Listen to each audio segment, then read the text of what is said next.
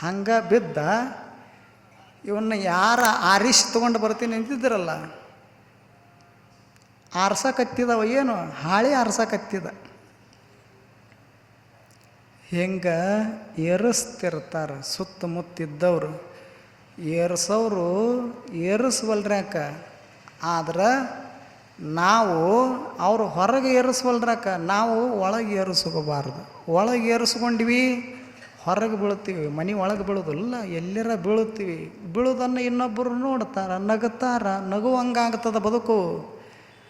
ಅದಕ್ಕೆ ಎಲ್ಲದಕ್ಕೂ ಕಾರಣ ಏನು ಅಂದ್ರೆ ನಮ್ಮೊಳಗಿರುವಂಥ ಅಹಂಕಾರ, ಅಹಂಭಾವ ನಮ್ಮನ್ನೇನು ಮಾಡ್ತದ, ಅಧಪ್ಪತನಕ್ಕೆ ಒಯ್ಯುವಂಥ ಶಕ್ತಿ ಸಾಮರ್ಥ್ಯದ.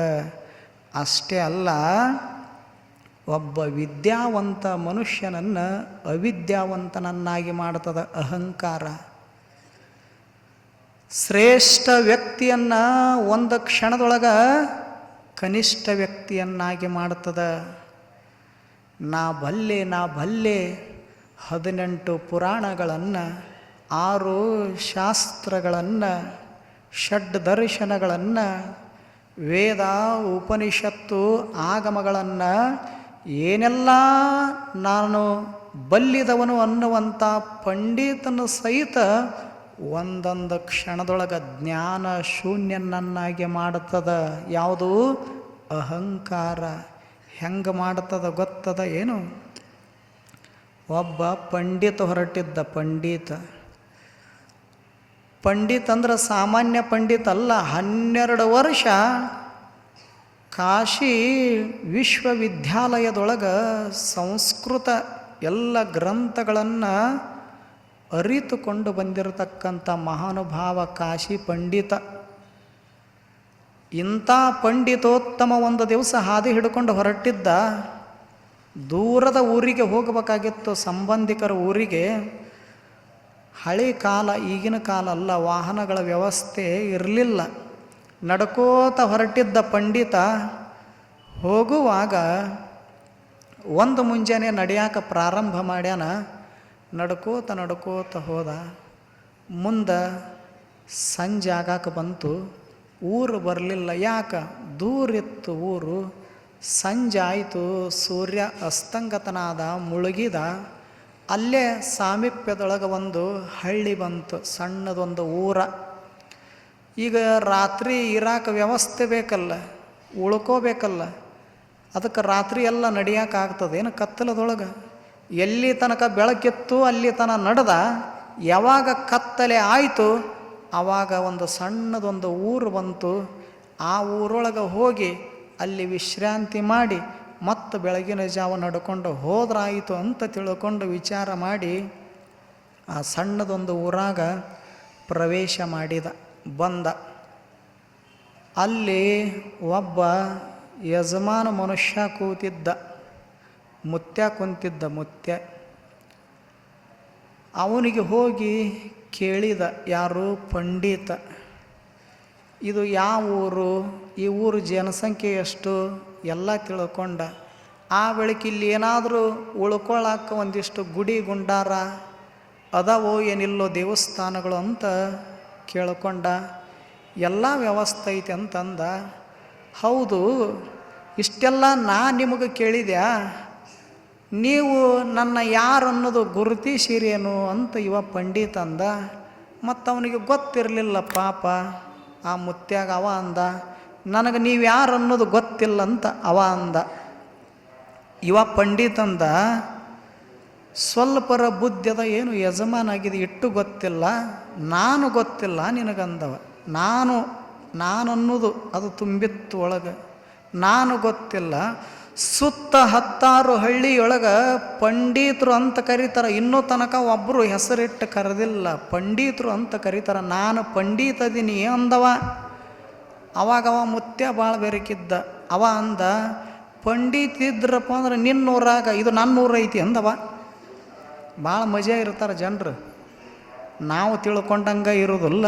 ಅವ ಅಂದ, ಪಂಡಿತ ಇದ್ರೆ ನಿನ್ನ ಊರಾಗ, ಇದು ನಿನ್ನ ಊರಲ್ಲ, ಇದು ನನ್ನ ಊರದ. ಅದಕ್ಕೆ ನೀ ಪಂಡಿತ ಇದ್ರೆ ತೊಗೊಂಡು ನಾ ಏನು ಮಾಡೋದೈತಿ ಅಂದವ. ಅಲ್ಲೋ ತಿಳಿದು ಮಾತಾಡ್ತೀಯೋ ಏನೋ ತಿಳಿಲಾರ್ದ ಮಾತಾಡ್ತೀಯೋ ಅಂತ ಇವ ಅಂದ ಪಂಡಿತ. ನನಗೂ ಈಗ 75 ಮುಗಿದು 80 ಅದಾವು. ನಾನು ನೋಡಿ ಕೇಳಿ ಮುಟ್ಟಿ ಎಲ್ಲ ಅನುಭವ ಮಾಡ್ಕೊಂಡಿನಿ, ತಿಳಿದ ಮಾತಾಡಕತ್ತೀನಿ. ಅದಕ್ಕೆ ನೋಡಪ್ಪ, ಪಂಡಿತ ಇರೋದು ನಿನ್ನೂರಿಗೆ ಸಂಬಂಧ, ನನ್ನ ಊರಿಗೆ ಏನು ಸಂಬಂಧ ಇಲ್ಲ ಅಂದವ. ನೋಡು, ಒಂದಿಷ್ಟು ವಿಚಾರ ಮಾಡು. ಏನೆಲ್ಲವುಗಳನ್ನು ತಿಳ್ಕೊಂಡಾವ, ಓದ್ಕೊಂಡಾವ. ಓದಿದವರಿಗೆ, ತಿಳ್ಕೊಂಡವರಿಗೆ ಒಂದಿಷ್ಟು ಗೌರವ ಕೊಡಬೇಕು, ಮನ್ನಣೆ ಮಾಡಬೇಕು. ನೀ ಏನೋ ಒಂದಿಷ್ಟು ನನಗೆ ಗೌರವ ತೋರಿಸುವಲ್ಲಿ, ಆದರ ಆತಿಥ್ಯ ಮಾಡುವಲ್ಲಿ ಹಿಂಗ್ಯಾಕೋ ಅಂದ. ನಾ ಇರೋದ ಹಿಂಗಂದವ. ಹಿಂಗ್ಯಾಕೋ ಅಂತಿವ ಅಂದ, ನಾ ಇರೋದ ಹಿಂಗಂತವ ಅಂದ. ಅವಾಗ ಕೊನೆಗೆ ಈ ಮುತ್ಯನ ಕೂಟ ಕೂಡಿದ್ನೆಂದ್ರೆ ನನಗೇನು ಇವ ಬೆಲೆ ಕೊಡೋದಿಲ್ಲ. ಅದಕ್ಕೆ ಈಗ ಇವಂದೇನದ, ಉಳ್ಕೊಳಕ್ಕೆ ಒಂದಿಷ್ಟು ವ್ಯವಸ್ಥೆ ಕೇಳೋದದ. ಅದಕ್ಕೆ ಕೊನೆಗೆ ಅಂದವ, ಏನಿಲ್ಲ, ಅದು ಹೋಗೋಲ್ದ್ಯಾಕ, ಪಂಡಿತಿದ್ರೆ ನಾ ಅದೀನಿ, ನೀ ಏನು ತಲೆಗೆ ಹಾಕ್ಕೋಬೇಡ, ಇಂದು ಒಂದು ರಾತ್ರಿ ನನಗೆ ಉಳ್ಯಾಕ ವ್ಯವಸ್ಥೆ ಮಾಡಿಕೊಡು ಅಂದ. ಇಟ್ಟು ಮೊದಲ ಹೇಳಿದ್ರೆ ಮಾಡ್ತಿದ್ನಲ್ಲ ಅಂದವ. ಯಾರು? ಮುದುಕ ಯಜಮಾನ. ಇಟ್ಟು ಮೊದಲ ಹೇಳಿದ್ರೆ ನಿನಗೆಲ್ಲ ವ್ಯವಸ್ಥೆ ಮಾಡ್ತಿದ್ದೆ, ನೀ ಹಂಗೆಲ್ಲ ಅಂದಿ, ನಾನು ಪಂಡಿತ ಅಂದಿ. ಅದಕ್ಕೆ ನೀ ಹೆಂಗೆ ಹೇಳಿದಿ, ಅದಕ್ಕೆ ಸರಿಯಾಗಿ ನಾನು ಹೇಳೀನಿ. ಅದಕ್ಕೆ ಈಗೇನು ಉಳಿಯಾಕ ವ್ಯವಸ್ಥೆ ಬೇಕಲ್ಲ ನಿನಗೆ, ಬಾ ನನ್ನ ಹಿಂದೆ. ನನ್ನ ಮನೆಯೊಳಗೆ ಬುತ್ತಿ ಗಂಟು ಕಟ್ಕೊಂಡು ಬಂದು ಮುಂದೆ ಕೂತು ಉಣಿಸ್ತೀನಿ, ಹಾಸಿಗೆ ಕೊಡ್ತೀನಿ, ದೇವಸ್ಥಾನದ ಮಲಕೋ, ಮುಂಜಾನೆದ್ದು ಮತ್ತೆ ಊಟ ಕೊಡ್ತೀನಿ, ಊಟ ಮಾಡಿ ಮತ್ತೆ ನೀ ಹೋಗಾಕಂತಿ ಬಾ ಅಂತ ಕರ್ಕೊಂಡು ಹೊರಟಿದ್ದ. ಊರಾಗ ಇನ್ನೂ ಊರು ದಂಡ್ಯಾಗಿದ್ದು ನಡೆದಿದ್ದು. ಊರಾಗ ಹಿಂಗೆ ನಡ್ಕೊಂಡು ಮತ್ತೆ ಊರು ದಂಡಿಗೆ ಆ ಕಡೆಗೆ ಹಳೇ ದೇವಸ್ಥಾನ ಇತ್ತು, ಅಲ್ಲಿಗೆ ಕರ್ಕೊಂಡು ಹೊರಟಿದ್ದ. ಇವ ಮುಂದೆ ಹೋಗ್ತಿದ್ದ ಮುತ್ಯ, ಹಿಂದೆ ಪಂಡಿತ ಹೋಗ್ತಿದ್ದ. ಹೋಗುವಾಗ ಅಲ್ಲೊಬ್ಬ 8 ವರ್ಷದ ಬಾಲಕ, ಇವರೇನು ಹೊರಟಿದ್ರಲ್ಲ ಹಾದಿಯೊಳಗೆ, ಈ ಹಾದಿ ಬಂದು ಕೂಡಿದವ 8 ವರ್ಷದ ಹುಡುಗ ಬಾಲಕ. ಅವ ಹೆಂಗೆ ಬಂದಿದ್ದ ಅಂದ್ರೆ, ಕೈಯೊಳಗೊಂದು ಮಣ್ಣಿನ ಪಣತಿಯೊಳಗೆ ದೀಪ ಹೊತ್ತಿಸ್ಕೊಂಡು ಹುಡುಗ ಬಂದ. ಆವಾಗ ಬಂದು ಇವರಿಬ್ಬರು ಏನಿದ್ರಲ್ಲ, ಇವರಿಬ್ಬರನ್ನ ಬಂದು ಕೂಡಿದ. ಆವಾಗ ಪಂಡಿತನ ದೃಷ್ಟಿ ಹುಡುಗನ ಮ್ಯಾಲೆ ಬಿತ್ತು. ಆವಾಗ ಪಂಡಿತನ ತಲೆಯೊಳಗೆ ಹುಡುಗನ ನೋಡಿ ಮತ್ತೊಂದು ವಿಚಾರ ಬಂತು. ಏನಾದರೂ ಹೇಳೋದಿತ್ತಂದ್ರೆ ಇಬ್ಬರಿಗೆ ಹೇಳಬಾರದಂತ. ಯಾರ್ಯಾರಿಗೆ? ಒಂದು ನಿಮಗೆ, ಯಾರಿಗೂ ಹೇಳಬೇಡ ಅಂತ ರಾತ್ರಿ ಅಂದಿರ್ತಾರೆ. ಬೆಳಗ್ಗೆ ಹರಿಗೊಡ್ದ ನನ್ನ ಬಸವ ಕಲ್ಯಾಣ ತುಂಬ ಸುದ್ದಿಯಾಗಿರ್ತದೆ. ಒಂದು ನಿಮಗೆ, ಇನ್ನೊಂದು ಸಣ್ಣ ಹುಡುಗರಿಗೆ. ಅವಕ್ಕೆ ಗೊತ್ತಾಗೋದಿಲ್ಲ, ಯಾವುದು ಹೇಳಬೇಡ ಅಂದಿರ್ತೀವಿ ಅದನ್ನು ಒಯ್ದು ಮುದ್ದಾಮ್ ಹೇಳಿರ್ತಾವೆ ಅವು ಹುಡುಗರು. ಯಾಕೆ? ಕುತೂಹಲ ಇರ್ತದೆ, ಅವಕ್ಕೆ ಗೊತ್ತಾಗೋದಿಲ್ಲ. ಇದರಿಂದ ಕೀರ್ತಿ ವಾರ್ತೆ ಹೆಚ್ಚಾಗ್ತದೋ, ಏನೋ ಮಾನಕ್ಕೆ ಕುಂದು ಕೊರತೆ ಬರ್ತದೆ, ಅವಕ್ಕೇನು ಗೊತ್ತಾಗ್ತದೆ? ಏನೂ ಗೊತ್ತಾಗೋದಿಲ್ಲ. ಮಸ್ತ್ ಉಣ್ತಾವು, ಆಟ ಆಡ್ತಿರ್ತಾವೆ. ಅದಕ್ಕೆ ಯಾವುದು ಗುಪ್ತವಾದ ಒಂದು ವಿಷಯ ಇರ್ತದಲ್ಲ, ಭಾಳ ಗಹನವಾದ ವಿಷಯ, ಅದನ್ನು ಇಬ್ಬರು ಮುಂದೆ ಹೇಳಬಾರ್ದಂತ. ಯಾರ್ಯಾರ ಮುಂದೆ ಅನ್ನೋದು ಗೊತ್ತಾಯ್ತಲ್ಲ. ಅದಕ್ಕೆ ಅವನ ತಲೆಯಾಗ ವಿಚಾರ ಬಂತು, ಪಂಡಿತನ ತಲೆಯಾಗ. ಈ ಮುತ್ಯಾಗ ಹೇಳಿದ್ರೆ ನನ್ನ ಪಾಂಡಿತ್ಯದ ಬಗ್ಗೆ ಎಷ್ಟು ನಾನು ಹೇಳಿಕೊಂಡ್ರೂ ಸಹಿತ ಇವ ಏನು ಬೆಲೆ ಕೊಡಲಿಲ್ಲ. ಇದ ಪಾಂಡಿತ್ಯವನ್ನು ಹುಡುಗನ ಮುಂದೆ ಪ್ರದರ್ಶನ ಮಾಡಿದ್ರೆ ಊರು ತುಂಬ ಎಲ್ಲ ಪಂಡಿತರು ಬಂದಾರ ಅಂತ ತಿಳ್ಕೊಂಡು ಏನೋ ತಿರುಗಾಡಿಕೊಂಡು ಬರ್ತಾನೆ. ಅವಾಗೆಲ್ಲ ಊರು ಜನ ನನ್ನ ಹತ್ರ ಬರ್ತಾರೆ. ಅವರೆಲ್ಲ ಪ್ರಶ್ನೆಗಳಿಗೂ ಸರಿಯಾದ ಉತ್ತರ ಹೇಳಿ ಈ ಊರಿಗೂ ಸಹಿತ ನಾನು ಪಂಡಿತ ಅನ್ನುವಂಥದ್ದು ಪರಿಚಯ ಮಾಡಿ ಕೊಡಾಕ ಬರ್ತದಲ್ಲ ಅಂತ ಈ ವಿಷಯ ತಲೆಯಾಗ ಬಂದು ಹುಡುಗನ ಜೊತೆಗೆ ಸಂಭಾಷಣೆಗೆ ಇಳಿದವ ಪಂಡಿತ. ಹುಡುಗೇನು ದೀಪ ಹಿಡ್ಕೊಂಡು ಹೊರಟಿತ್ತಲ್ಲ, ಹುಡುಗನಿಗೆ ಕೇಳಿದ, ನಿನ್ನ ಹೆಸರು ಏನು, ನಿಮ್ಮ ತಂದೆ ತಾಯಿ ಹೆಸರು ಏನು, ನೀ ಎಷ್ಟನೇ ಕ್ಲಾಸ್ ಓದ್ತಿದೆ ಮೊದಲೆಲ್ಲ ಕೇಳಿ, ಈಗ ದೀಪ ಹಿಡ್ಕೊಂಡು ಹೊರಟಿದೆಲ್ಲ ಎಲ್ಲಿಗೆ ಹೊರಟಿದೆಯೇ ಅಂದ ಪಂಡಿತ. ಹುಡುಗಂದ, ಇಲ್ಲೇ ಒಂದು ದೇವಸ್ಥಾನದ, ಅಲ್ಲಿ ಪ್ರತಿನಿತ್ಯ ನನ್ನ ತಾಯಿ ಆ ದೇವ್ರ ಮುಂದೆ ಹೋಗಿ ಒಂದಿಷ್ಟು ದೀಪ ಇಟ್ಟು ನೀನು ಪ್ರಾರ್ಥನೆ ಮಾಡಿ ಬಾ ಅಂತ ಹೇಳಿರ್ತಾಳ. ಅದಕ್ಕೆ ನಮ್ಮ ತಾಯಿ ಹೇಳ್ಯಾಳ, ನಾ ದೀಪ ತೊಗೊಂಡು ದೇವ್ರ ಮುಂದೆ ಇಡಾಕ ಹೊಂಟೀನಿ ಅಂತ ಹುಡುಗಂದ. ಇವಾಗ ಬಿಡ್ಬೇಕಿಲ್ಲ ಅಟ್ಕ ಪಂಡಿತ, ಯಾಕೆ ಒಳಗೆ ತುಂಬಿತ್ತಲ್ಲ ಓದ್ಕೊಂಡಿದ್ದು, ಅದು ಕೂಡಗೊಡ್ಲಿಲ್ಲ. ಆವಾಗ ಪಂಡಿತಂದ, ಈ ದೀಪ ಹಿಡ್ಕೊಂಡು ದೇವ್ರ ಮುಂದೆ ಇಟ್ಟು ಬರಾಕೆ ಹೊರಟಿದೆಲ್ಲ, ಮತ್ತು ಕೈಯೊಳಗೆ ದೀಪ ಐತೆಲ್ಲ, ಇದನ್ನು ನೀನ ಹೊತ್ತಿಸಿದ್ಯೋ ಅಥವಾ ನಿನ್ನ ತಾಯಿ ಹೊತ್ತಿಸಿ ಕೊಟ್ಟಾಳೋ ದೀಪ ಅಂತ ಕೇಳಿದ. ಹುಡುಗಂದ, ನಮ್ಮ ತಾಯಿ ದೀಪ ಹೊತ್ತಿಸ್ಕೊಂಡು ಇಟ್ಟು ಬಾ ಅಂದಾಳ, ಇದನ್ನು ದೀಪ ನನ್ನ ಕೈಯಾರೆ ನಾನೇ ಹೊತ್ತಿಸಿಕೊಂಡು ಬಂದೀನಿ ಅಂತ ಹುಡುಗಂದ. ಆವಾಗ ಅವ ಅಂದ ಪಂಡಿತ, ಹಾಗಾದ್ರೆ ಈ ದೀಪ ಹೊತ್ತಿಸಿದೆಲ್ಲ, ಈ ಬೆಳಕೇನೈತಲ್ಲ, ಈ ದೀಪ ಏನೈತಲ್ಲ, ಈ ಜ್ಯೋತಿ ಏನೈತಲ್ಲ, ಇದು ದೀಪ ಈ ಬೆಳಕ ಎಲ್ಲಿದ್ದ ಬಂತು ಹೇಳು, ನನ್ನ ಪ್ರಶ್ನೆಗೆ ಉತ್ತರ ಅಂತ ಪಂಡಿತ ಕೇಳಿದ. ಹೇಳಕ್ಕೆ ಬರ್ತದನು ಸಣ್ಣ ಹುಡುಗ, 8 ವರ್ಷದ ಹುಡುಗ. ಈ ಬೆಳಕ ಈ ದೀಪ ಎಲ್ಲಿದ್ದ ಬಂತು ಅಂದ. ಅವನು ಕೇಳಲಾರ್ದ ನಮ್ಮ ಬಸವ ಕಲ್ಯಾಣದ ಹುಡುಗರನ್ನ ಕೇಳಿದ್ರೆ ಹೇಳುತ್ತಿದ್ದು, ಏನು ಕಡ್ಡಿ ಪೆಟ್ಟಿಗೆಗಿದ್ದ ಬಂತು ಅಂತಿದ್ವಿ ಇವು. ಆದ್ರವ ಹಂಗೆ ಹೇಳಲಿಲ್ಲ, ವಿಚಾರ ಮಾಡಿದ. ಆವಾಗ ಉತ್ತರ ಹೊಳಿಲಿಲ್ಲ. ಹುಡುಗಂದ, ನನಗೇನು ಅಷ್ಟು ಗೊತ್ತಾಗವಲ್ದ್ರಿ, ನನ್ನ ಬುದ್ಧಿ ಮಟ್ಟಕ್ಕೆ ನಿಮ್ಮ ಪ್ರಶ್ನೆಗೆ ಉತ್ತರ ಹೊಳಿತಾ ಇಲ್ಲ ನನಗೆ ಅಂತ ತಿಳ್ಕೊಂಡು ಹುಡುಗ ಉತ್ತರ ಕೊಡೋಕ್ಕಾಗಲಿಲ್ಲ, ನಿರುತ್ತರನಾದ. ಮುಂದೆ 10 ಹೆಜ್ಜೆ ಹೋಗಿದ್ರು ಮಾತಾಡ್ಕೋತ ಹುಡುಗನ ತಲೆಯಾಗ ಒಂದು ವಿಚಾರ ಬಂತು. ಅವ ಹುಡುಗಂದ, ಶಾಲ್ಯಾಗ ಶಿಕ್ಷಕರು ಎಷ್ಟೆಲ್ಲ ಪ್ರಶ್ನೆ ಕೇಳಿದ್ರು ಪ್ರತಿಯೊಂದು ಪ್ರಶ್ನೆಗೂ ಉತ್ತರ ಕೊಟ್ಟು ನಾನು ಅಟ್ಟು ಶಾಣ್ಯನಾದೀನಿ, ಮತ್ತು ನನ್ನಂಥವನಿಗೆ ಉತ್ತರ ಕೊಡಲಾರ್ದಾಕ ಬರ್ದಂಗೆ ಪ್ರಶ್ನೆ ಕೇಳ್ಯಾರಂದ್ರೆ ಇವರೇನು ಸಾಮಾನ್ಯ ಅಲ್ಲ. ಹುಡುಗ ವಿಚಾರ ಮಾಡಿದ, ನನ್ನ ಬಾಯಿಂದ ಉತ್ತರ ಬರಲಾರ್ದಂಥ ಪ್ರಶ್ನೆ ಕೇಳ್ಯಾರಂದ ಬಳಿಕ ಇವರೇನು ಸಾಮಾನ್ಯರಲ್ಲ, ಇವರು ಬಹುತೇಕ ಪಂಡಿತರಿರ್ಬೇಕಂತ ತಿಳ್ಕೊಂಡು ಹುಡುಗ ನಿರ್ಣಯ ಮಾಡಿದ. ನಿರ್ಣಯ ಮಾಡಿ ಒಂದು 10-20 ಹೆಜ್ಜೆ ಹೋಗಿದ್ರು. ಹುಡುಗ ಗೊತ್ತಾಯ್ತಲ್ಲ, ನಿರ್ಣಯ ಮಾಡಿದ್ನಲ್ಲ, ಬಹುತೇಕ ನನಗೆ ಉತ್ತರ ಕೊಡಲಾಕ ಬರದಂಥ ಪ್ರಶ್ನೆ ಕೇಳಿರಿ ಅಂದ್ರೆ ಬಹುತೇಕ ನೀವು ಭಾಳ ಓದ್ಕೊಂಡಿರ್ಬೇಕು, ತಿಳಿದವ್ರಿರ್ಬೇಕು, ಬಲ್ಲವ್ರಿರ್ಬೇಕು, ಬಹುತೇಕ ನನ್ನ ಪ್ರಕಾರ ನೀವು ಪಂಡಿತರಿರ್ಬೇಕು ಅಂದವ ಹುಡುಗ. ಯಾವಾಗ ಹುಡುಗ ನೀವು ಪಂಡಿತರಿರ್ಬೇಕು ಅಂದ, ಇವ ಬಲೂನ್ಯಾಗ ಹವಾ ತುಂಬಿದಂಗೆ ಆತಿವಂಗ. ಯಾರಿಗೆ? ಪಂಡಿತಗೆ. ಆವಾಗ ಆನಂದ ಅನಿಸೀತು, ಸಂತೋಷ ಆಯಿತು. ಹೌದು, ನಾ ಪಂಡಿತ ಅದೀನಿ ಅಂದವ.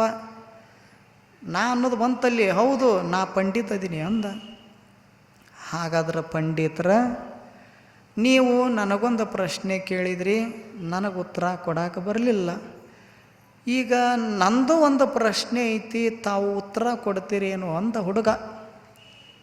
ಇವ ಪಂಡಿತನ ಕೇಳ್ತೀರ? ಇವ ಅಂದ, ಒಂದು ಪ್ರಶ್ನೆ ಅಲ್ಲ, 1001 ಕೇಳು, ನಿನ್ನ ಪ್ರಶ್ನೆಗೆ ಉತ್ತರ ಕೊಡಲಿಲ್ಲ ಅಂದ್ರೆ ನಾನು ಪಂಡಿತನ ಅಲ್ಲ ಅಂದ. ಮತ್ತೆ ಅದು ಬರೋದು ನಾನು ಅನ್ನೋದು, ನಾನು ಪಂಡಿತನ ಅಲ್ಲ ಅಂತ ಹೇಳಿದ. ಆವಾಗ ಹುಡುಗ ಭಾಳ ಜಾಣಿದ್ದ. ಹುಡುಗಂದ, 1001 ಏನು ಬ್ಯಾಡ್ರಿ, ಮ್ಯಾಗಿಂದು ಒಂದ ಕೇಳ್ತೀನಿ, ಅದಕ್ಕೆ ಉತ್ತರ ಕೊಟ್ಟರೆ ಸಾಕು ನೀವು ಅಂದ. ಇವ ಅಂಥ ಪ್ರಶ್ನೆ ಕೇಳ್ತಿರ್ಬೋದು. ಅವನಿಗೆ ಆಶ್ಚರ್ಯ ಆಯಿತು. 1001 ಅಲ್ಲ, ಮ್ಯಾಗಿಂದು ಒಂದಕ್ಕೆ ಅದಕ್ಕೆ ಕೊಟ್ಟರೆ ಸಾಕಂತನಂದ್ರೆ ನೋಡ್ಬೇಕು ಇವನ ಜಾಣತನ ಅಂತ ತಿಳ್ಕೊಂಡು ಕೇಳು ಅಂದ ಪಂಡಿತ. ಹುಡುಗ ಕೇಳಿದ, ಏನು? ನನ್ನ ಪ್ರಶ್ನೆಗೂ ನೀವು ಕೇಳಿದ ಪ್ರಶ್ನೆಗೂ ಭಾಳ ವ್ಯತ್ಯಾಸ ಇಲ್ಲ, ಅದನ್ನು ಸ್ವಲ್ಪ ನೀವೇನು ಕೇಳಿರಲ್ಲ ಅದನ್ನು ಮುರುವ ಮಾಡಿ ಕೇಳ್ತೀನಿ ಅಷ್ಟೇ ಅಂದ. ಆಯಿತು ಕೇಳು ಅಂದ ಪಂಡಿತ. ನಿಮ್ಮ ಪ್ರಶ್ನೆ ಏನದ ಪಂಡಿತರ? ನನ್ನ ಕೈಯೊಳಗಿನ ದೀಪ, ಈ ಬೆಳಕ ಎಲ್ಲಿದ್ದ ಬಂತು ಅಂತ ನಿಮ್ಮ ಪ್ರಶ್ನೆ ಅದ. ಎಲ್ಲಿದ್ದ ಬಂತು ಅನ್ನೋದಕ್ಕೆ ನನ್ನ ಬಳಿ ಉತ್ತರಿಲ್ಲ. ಈಗ ಇದು ಏನು ದೀಪ ಹೊತ್ಯದಲ್ಲ, ಉರಿಯಾಕತ್ಯದಲ್ಲ, ಇದನ್ನು ನೋಡ್ರಿ ಅಂದವ. ಇಲ್ಲಿ ನೋಡಬೇಡ್ರಿ ನೀವು, ಅಲ್ಲಿ ಅವ ಹೇಳಕತ್ಯಾನ ಏನಂದ, ಇದು ಏನು ದೀಪ ಹೊತ್ಯದಲ್ಲ, ಇದನ್ನು ನೋಡಾಕತ್ತೀರಿ ಇಲ್ಲಂದ ಹುಡುಗ. ಆಯಿತು ನೋಡಾಕತ್ತೀನಿ, ಉರಿಯಾಕತ್ಯದ ದೀಪ, ಬೆಳಕು ಚೆಲ್ಲಾಕತ್ಯದ ಸುತ್ತಮುತ್ತ ಅಂದರು.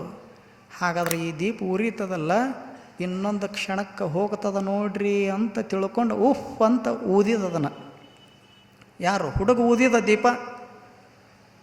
ಆವಾಗ ಹುಡುಗಂದ, ನಿಮ್ಮ ಪ್ರಶ್ನೆ ದೀಪ ಎಲ್ಲಿದ್ದ ಬಂತು ಅಂತ ನಿಮ್ಮ ಪ್ರಶ್ನೆ. ಈಗ ದೀಪ ಹೋಯ್ತಲ್ಲ, ಬೆಳಕು ಎಲ್ಲಿಗೆ ಹೋತ್ ಹೇಳ್ರಿ ಅಂದವ. ಹೋಯ್ತಲ್ಲ ದೀಪ, ಬೆಳಕು ಹೋಯ್ತಲ್ಲ, ಎಲ್ಲಿಗೆ ಹೋಯ್ತು ಹೇಳಿ ಅಂದ. ಇವ ಇದನ್ನು ಹೇಳ್ಬೇಕಾದ್ರೆ ಮತ್ತೆ 12 ವರ್ಷ ಕಾಶಿಗೆ ಹೋಗ್ಬೇಕು. ಹುಡುಗನಿಗೆ ಹೇಗ ಉತ್ತರ ಕೊಡಾಕ ಬರಲಿಲ್ಲ, ಪಂಡಿತನಿಗೂ ಉತ್ತರ ಕೊಡೋಕ್ಕಾಗಲಿಲ್ಲ. ಎಲ್ಲಿ ಹೋಯ್ತು ಅಂತ ಹೇಳೋದು? ಹೋಯಿತು, ದೀಪ ಹೋಯ್ತು. ಆವಾಗ ನಿರುತ್ತರನಾದ ಪಂಡಿತ.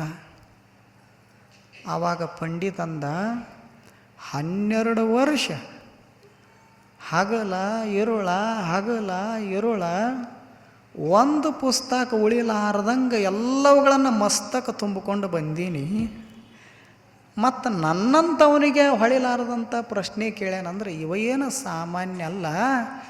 ಅದಕ್ಕೆ ಇಟ್ಟು ದಿವಸ ನಾನು ನಾನು ನಾನು ನಾನು ಅಂತ ತುಂಬಿಕೊಂಡಿದ್ದ ಈ ಹುಡುಗ ಒಂದು ಕ್ಷಣದೊಳಗೆ ನಾನು ಅನ್ನೋದು ಏನು ಏರಿತ್ತಲ್ಲ, ಜರ್ರನ ಜರಿತಲ್ಲ ಅಂತ ತಿಳ್ಕೊಂಡು ಜ್ಞಾನೋದಯ ಆಗಿ ಪಂಡಿತ ಹೇಳಿದ, ನಾನು ಹೆಸರಿಗೆ ಪಂಡಿತ, ಆದ್ರೆ ನಿಜವಾದ ಪಂಡಿತ ನೀ ಅದಿದಿ, ನನ್ನ ಅರಿವಿನ ಕಣ್ಣ ತೆರೆಸಿದ ಗುರು ನೀನು ಅಂದವ. ನನ್ನ ಅರಿವಿನ ಕಣ್ಣ ತೆರೆಸಿದ ಗುರು ನೀನು. ನಿನಗೆ ಎಷ್ಟು ವರ್ಷದವ ಅದು ಮಹತ್ವದ್ದಲ್ಲ, ಎಷ್ಟು ಜ್ಞಾನ ಐತೆ ಅನ್ನುವಂಥದ್ದು ಭಾಳ ಮಹತ್ವವಾದ ಸಂಗತಿ. ಅದಕ್ಕೆ ಪ್ರಭುದೇವರಂತಾರ, ನಾನೆಂಬ ಅಹಂಕಾರ ತಲೆದೋರಿದಲ್ಲಿ ಅಟ ಮಠ ಕುಟಿಲ ಕುಹಕವೆಂಬ ಬಿರುಗಾಳಿ ಹುಟ್ಟಿತ್ತು ನೋಡ. ಬಿರುಗಾಳಿ ಹುಟ್ಟಿತ್ತು ನೋಡ, ಜ್ಞಾನ ಜ್ಯೋತಿ ಕೆಟ್ಟಿತ್ತು ನೋಡ. ನಾ ಬಲ್ಲೆನೆಂಬ ಅರು ಹಿರಿಯರೆಲ್ಲರೂ ಸೀಮೆದಪ್ಪಿ ಕೆಟ್ಟರು ನೋಡ ಗುಹೇಶ್ವರ. ಏನು ಅದ್ಭುತವಾದ ವಚನ ಬರೀತಾರವರು. ಏನಂತ ಬರೆದ್ರು? ನಾನೆಂಬ ಅಹಂಕಾರ ತಲೆದೋರಿದಲ್ಲಿ ಎಲ್ಲದಕ್ಕೂ ನಾನೇ ಅನ್ನುವಂಥ ಈ ಒಂದು ಭಾವ ಐತಲ್ಲ, ಕರ್ತೃತ್ವ ಭಾವ ಅಂತ ಕರೀತಾರೆ ಇದಕ್ಕೆ. ಎಲ್ಲದೂ ನಾನೇ. ಈಗ ನೀವು ಅಂತಿರ್ತೀರಲ್ಲ ಮನೆಯೊಳಗೆ, ಇದನ್ನೆಲ್ಲ ಯಾರು ಮಾಡ್ಯಾರ ಅಂದಾಗ ಏನಂತೀವಿ? ನಾನು ಅಂತ ಮುಂದೆ ಬರ್ತೀವಿ. ಅಡುಗೆ ಮನೆಯಾಗಿರ್ತೀವಿ, ಇವಾಗ ಹೊರಗೆ ನಿಂತು ಕೇಳಿರ್ತಾನೆ ಪಾಪ, ಅಂಗಳದೊಳಗೆ ನಿಂತು ಇವಾಗ ಕೇಳಿರ್ತಾನೆ. ಇದನ್ನೆಲ್ಲ ಯಾರು ಮಾಡ್ಯಾರ? ಅವ್ರು ಒಳಗಿದ್ದ ಓಡಿ ಬರ್ತಾರೆ. ಎದ್ರ ಸಲುವಾಗಿ? ನಾ ಮಾಡೀನಿ. ಇದನ್ನು ಹೇಳಕ್ಕೆ ಅಲ್ಲಿದ್ದ ಓಡ್ಕೊಂಡು ಬರ್ತಾರೆ ಪಾಪ.